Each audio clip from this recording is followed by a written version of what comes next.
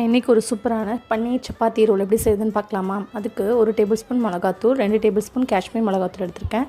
அதுக்கப்புறம் தனியாத்தூள், மஞ்சத்தூள், கரம் மசாலா, இஞ்சி பூண்டு பேஸ்ட்டு, நெக்ஸ்ட்டு தயிர், ஒரு ஸ்பூன் வந்து லெமன் ஜூஸ் ஆட் பண்ணிக்கோங்க. அதுக்கப்புறமா கொஞ்சமாக தண்ணி சேர்த்து நல்லா எல்லாத்தையும் கலந்துட்டு 200 கிராம் பன்னீர் எடுத்திருக்கேன்.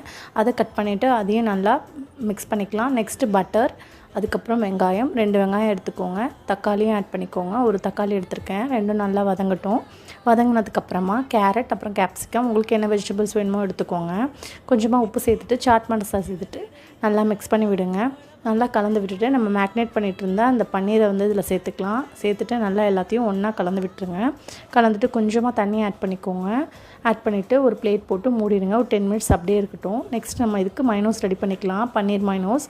இதுக்கு வந்து 50 கிராம் பன்னீர் எடுத்திருக்கேன். அப்புறம் ஒரு 3 பூண்டு எடுத்துக்கோங்க. அப்புறம் முந்திரி, லெமன், அதுக்கப்புறமா கொஞ்சமாக ஹனி ஆட் பண்ணிவிட்டு பால் ஆட் பண்ணிவிட்டு நல்லா பிளெண்ட் பண்ணிக்கோங்க. அவ்வளோதான், பன்னீர் ரெடி ஆகிடுச்சு.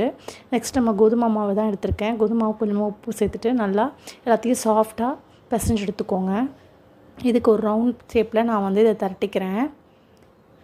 திரட்டிட்டு இதை வந்து சுட்டு எடுத்துக்கலாம். கொஞ்சமாக ஆயில் தடவிட்டு திருப்பி போட்டு ஆயில் தடவிக்கோங்க.